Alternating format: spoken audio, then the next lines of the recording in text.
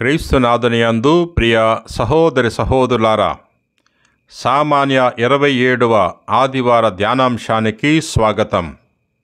ఈనాటి సువిశేషము లూకాసు వార్త 17వ అధ్యాయము 5వ వచనం నుండి 10వ వచనం వరకు.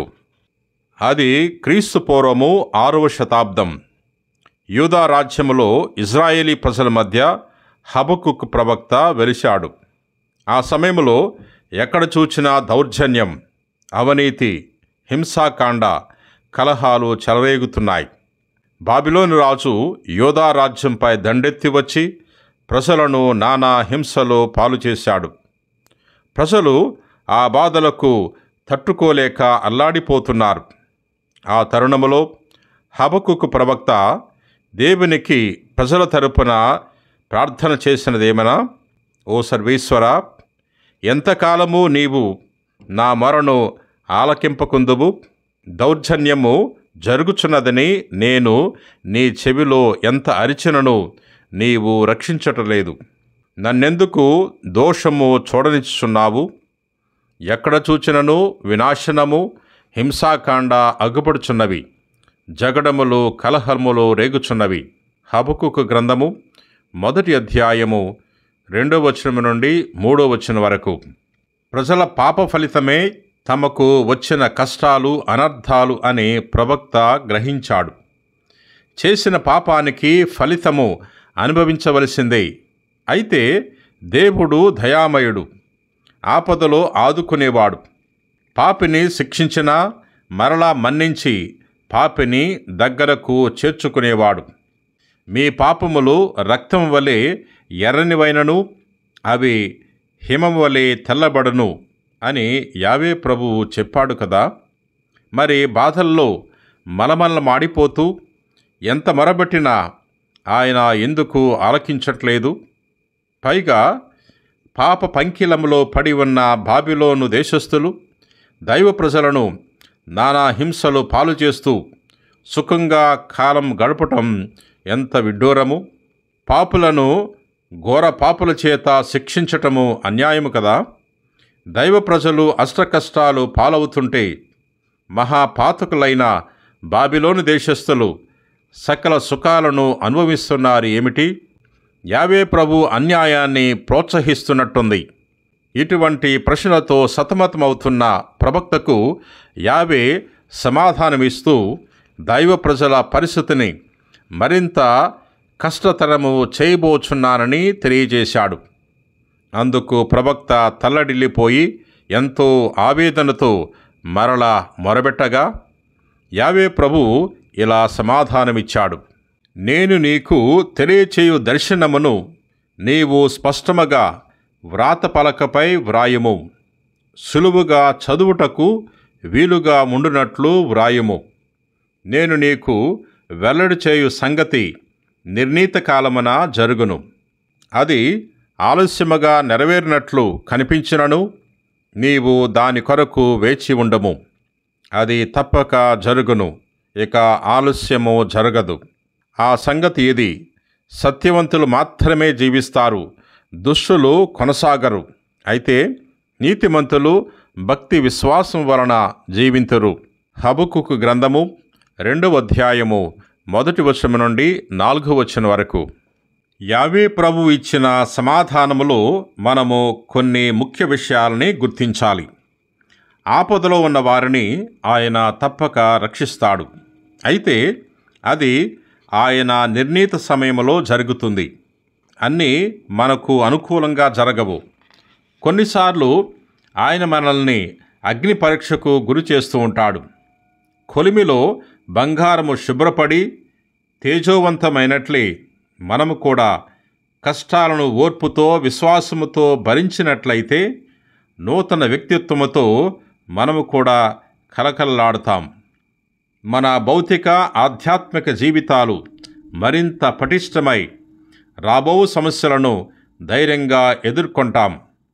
మన జీవిత కర్తవ్యాన్ని సక్రమముగా నెరవేర్చడానికి అట్టి కష్టాలు మనకు దోహదపడతాయి. దైవ ప్రజలను శిక్షించినట్లే ఆయన పాపులైన బాబిలోను ప్రజలను కూడా తన నిర్ణీత కాలంలో శిక్షిస్తారు. ఏది ఎప్పుడు చేయాలో దేవునికి బాగా తెలుసు. ఆయన సర్వాంతర్యామి, సర్వజ్ఞాని. మనకున్న కొద్దిపాటి జ్ఞానముతో ఆయన అనంత ప్రణాళికను, మానవ చరిత్ర నడిపే విధానాన్ని క్షుణ్ణంగా అర్థం చేసుకోలేం. మన పరిమిత దృష్టితో మన కష్టాలను గూర్చి తిట్టుకుంటూ ఉంటాం. అది చాలా తెలివి తక్కువ పని. దేవుడు అందరికీ న్యాయం చేకూర్చేవాడే గాని అన్యాయానికి, అధర్మానికి ఎప్పుడు కూడా ప్రోత్సాహాన్నివ్వడు. నీతిమంతుడు విశ్వాసం మూలంగా బ్రతుకును అని యావే తెలియచేస్తున్నాడు. అనగా మనం కష్టాల్లో ఆయన చేయి విడవక ఆయన్నే నమ్ముకొని చివరి వరకు విశ్వాసముతో వేచి ఉండాలి. ఎన్ని అవరోధాలు వచ్చినా ఆయన మాటకు మనము కట్టుబడి జీవించాలి. విశ్వాసము ద్వారా మాత్రమే దేవుడు మనలను నడిపించే విధానాన్ని అర్థం చేసుకోగలము. ప్రియ సహోదరి సహోదరులారా, ఈనాటి సువార్త పట్టణంలో విశ్వాసం యొక్క గొప్పతనాన్ని గురించి ధ్యానం చేసుకోబోతున్నాం. లూకాసు వార్త 17వ అధ్యాయము 5వ వచనం నుండి 10వ వచనం వరకు. శిష్యులు యేసుతో మా విశ్వాసమును పెంపొందింపుడు అని కోరారు. అందుకు యేసు, మీకు ఆవగింజంత విశ్వాసమున్నచో ఈ కంబళి చెట్టును వేరుతో పెళ్ళగిలి సముద్రమున పడుము అని ఆజ్ఞాపించిన అది అట్లే జరుగును అని పలికారు. ఇచ్చట యేసు విశిష్టమైన విశ్వాసము అవసరమని తెలియజేస్తున్నారు. విశిష్టమైన విశ్వాసం అనగా స్వచ్ఛమైన, నిలకడ అయిన విశ్వాసం. షరతులు లేకుండా పూర్తిగా దేవునిపై ఆధారపడి జీవించే విశ్వాసం. కష్టాల్లో దేవుని నమ్ముకొని చివరి వరకు ఓర్పుతో నిలిచే విశ్వాసం. అట్టి విశ్వాసం ఆవగింజంత ఉన్నా అది అసాధ్యమైన విషయాలను సుసాధ్యం చేయగలదు. ప్రియ సహోదరి సహోదరులారా, ఈ విషయాన్ని యేసు ఉపమానాల ద్వారా వివరించారు. గట్టిగా వేరును భూమిలో పాతుకొని పోయి ఉన్న కంబళి చెట్టును పెళ్ళగిలి సముద్రములో పడమంటే అది అట్లే జరుగుతుంది. ఒకసారి శిష్యులు వారు పిశాచములను ఎందుకు వెళ్ళగట్టలేకపోయారో యేసును అడిగినప్పుడు అందుకు ఆయన, మీ అల్ప విశ్వాసమే అందుకు కారణము. ఆవగింజంత విశ్వాసము మీకు ఉండిన ఎడల ఈ పర్వతముతో నీవు ఇక్కడ నుండి తొలగిపోము అని పలికినచో అది అట్లే తొలగిపోవును. మీకు అసాధ్యమైనది ఏదియూ ఉండదని మీతో ఒక్కాణించుచున్నాను అని సమాధానమిచ్చారు. మత్తయి సువార్త 17వ అధ్యాయము 19వ వచనం నుండి 20వ వచనం వరకు. మరొక చోట ప్రభువు ఈ విధంగా తెలియజేస్తున్నారు, మీరు ప్రార్థనయందు విశ్వాసముతో అడిగినదంతయు పొందుదురు. మత్తయి సువార్త 21వ అధ్యాయము 22వ వచనము. మన విశ్వాసాన్ని మనం అనుదినము చేసే క్రియలలో వ్యక్తపరుస్తూ ఉంటాం.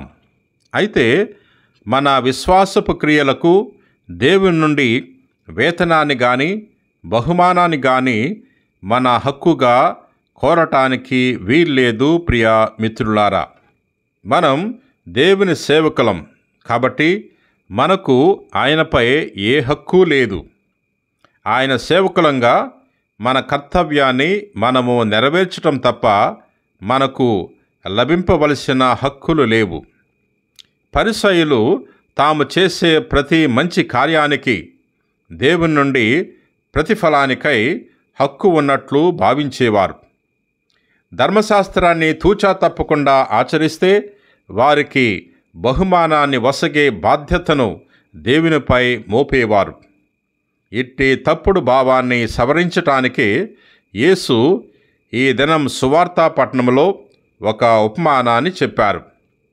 జీతగాడు పొలములో పనిచేసి ఇంటికి తిరిగి వచ్చిన తరువాత యజమాని వానితో తనకు భోజనము సిద్ధం చేసి తాను తిన్నంత వరకు వడ్డించి వేచి ఉండమని చెప్పి ఆ పైన వాడు వెళ్ళి భోజనం చేయవచ్చని చెబుతాడు.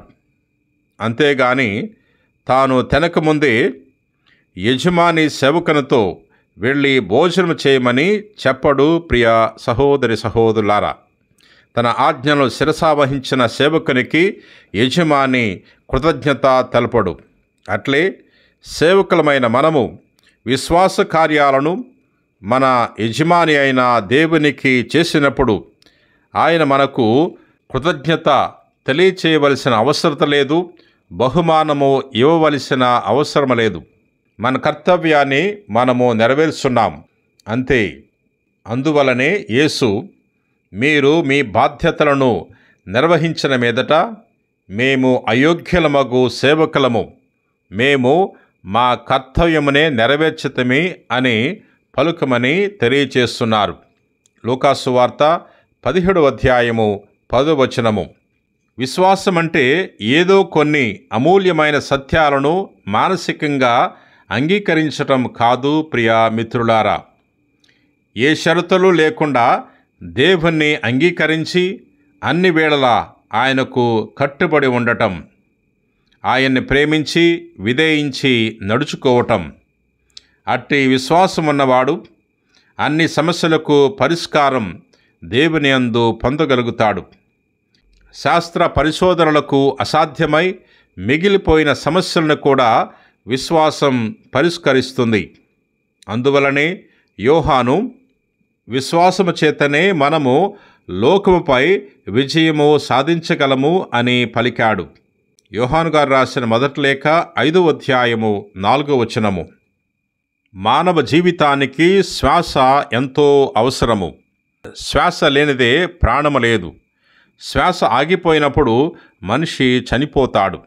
అట్లే ఆధ్యాత్మిక జీవితానికి విశ్వాసము అవసరము. ప్రియ మిత్రులారా, అది అంతరిస్తే మన జీవితము క్షీణించిపోతుంది. విశ్వాసము లేని జీవితము మహాసముద్రములో చుక్కాని లేని నావవలే కొట్టుమిట్టాడుతుంది. అది మన ఆధ్యాత్మిక జీవితానికి విశిష్టమైన శ్వాస. అది దేవుని నుండి మనకు లభించిన శ్వాస. విశ్వాసము దేవుని వరము. అది ఒక బీజం వలె దేవునిచే మన యందు జ్ఞానస్నాన సమయంలో నాటబడ్డది. ఆ బీజం నూరంతలుగా పుష్పించి ఫలించాలని ఆయన కోరిక. ఆ బీజం పెంపొందటానికి మనము తగిన కృషి చేయాలి. అది మన యొక్క క్రైస్తవ కర్తవ్యం. ప్రియ సహోదరి సహోదరులారా, పరిశుద్ధుడవు ప్రేమ కలిగిన ప్రభువా, దయగల సర్వేశ్వర, నేటి పఠనాల ద్వారా మాకు విశ్వాసం అనే గొప్ప సందేశాన్ని అందించినందులకు వేలాది వందనాలు. మేము అన్ని సమయాల్లో కూడా నీ యెడల విశ్వాసంతో జీవించటానికి గొప్ప వరాన్ని దయచేయండి. ముఖ్యముగా కష్టాలకు, ఇబ్బందులకు, కలతలకు లోనైనప్పుడు మేము విశ్వాసములో బలంగా ముందుకు సాగిపోవటానికి నీ కృపను మాకు కుమ్మరించండి. ప్రభువా, ఈ రోజున ఎవరెవరైతే ఈ వాక్యాన్ని ఆలకించి ప్రార్థన చేయుచున్నారో వారందరిని దీవించమని, వారందరికీ గొప్ప విశ్వాసాన్ని ప్రసాదించమని మా నాథుడైన క్రీస్తు ద్వారా మనవి చేయుచున్నాం తండ్రి. ఆమెన్.